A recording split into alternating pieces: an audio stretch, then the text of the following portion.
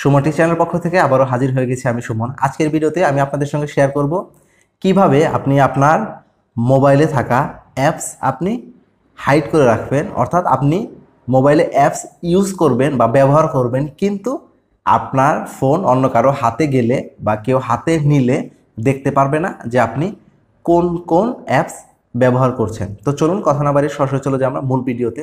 তবে মূল ভিডিওতে যাওয়ার আগে আপনাদের কাছে একটি রিকোয়েস্ট থাকবে, ভিডিওটি যদি ভালো লাগে তাহলে অবশ্যই লাইক করবেন, কোনো মতামত থাকলে কমেন্টে জানাবেন, এবং আপনি যদি আমার চ্যানেল নতুন হয়ে থাকেন তাহলে অবশ্যই চ্যানেলটি সাবস্ক্রাইব করে পাশে থাকা বেল আইকনটি বাজিয়ে দেবেন, যেন পরবর্তীতে এরকম ইম্পর্টেন্ট ভিডিও আপলোড করার সাথে সাথে আপনি নোটিফিকেশন পেয়ে যান।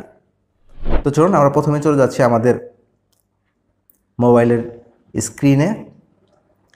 প্রথমে আমরা চলে যাব আমাদের স্ক্রিনে। চলুন আমি এটাকে স্ক্রল করি। ডান পাশে দেখতে পাচ্ছেন থ্রি ডট, এই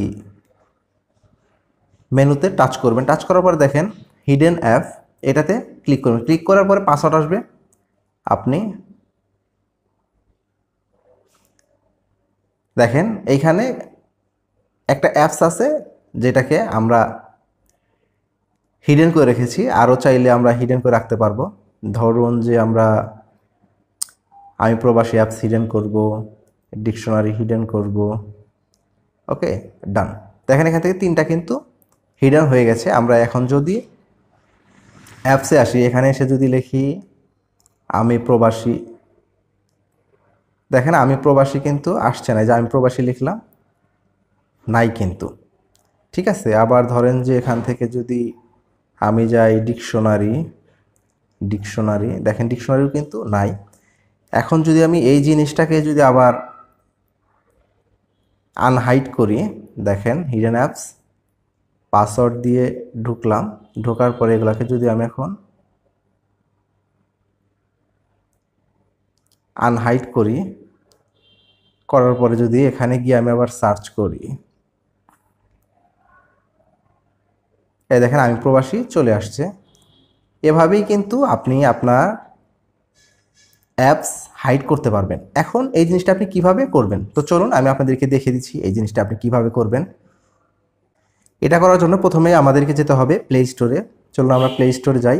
প্লে স্টোরে গিয়ে লিখবো আমরা হচ্ছে মাইক্রোসফট লঞ্চার। এটা লেখার পরে আমরা এটার উপরে টাচ করব।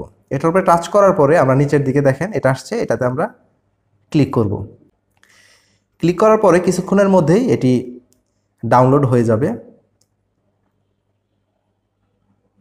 ডাউনলোড হওয়ার পরে আমরা ওপেনে ক্লিক করব। ওপেনে ক্লিক করার পরে এটাকে আমরা গেট স্টার্ট দিব, only this time, don't allow, continue, এরপরে স্কিপ দিয়ে দিব, স্কিপ, ওকে।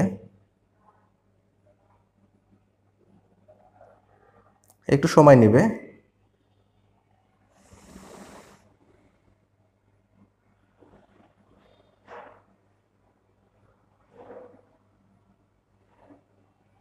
এখান থেকে আসার পরে আমরা এটাকে লিখবো হচ্ছে সেট অ্যাজ ডিফল্ট। এরকম যখন আসবে, এখানে আসার পরে দেখেন কুইক স্টেপ না দিয়ে আমরা মাইক্রোসফট লঞ্চার এটার উপরে টাচ করব। টাচ করার পরে এখানে দেখেন সোয়াইপ করতে বলছে, আমরা সোয়াইপ করলাম। সোয়াইপ, দেখেন মোটামুটি কিন্তু আমাদের যে নর্মাল সেটআপ সেটা যে একটু চেঞ্জ আসছে। দেখেন এখন আমরা এইখানে দেখিয়ে দিব যে কিভাবে আমরা আমাদের যে অ্যাপস সেগুলোকে আমরা হাইড করতে পারি।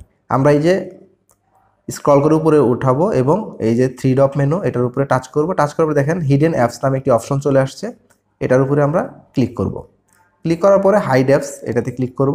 এখন আপনি যেই অ্যাপসগুলোকে হাইড করতে চান সেগুলো এখান থেকে সিলেক্ট করে নেবেন। তো চলুন আমরা সিলেক্ট করে নেই। দেখেন এই অ্যাপসটি আমরা সিলেক্ট করে নেব, ইমো অ্যাপসটি সিলেক্ট করে নেব এবং ডান করে দিলাম।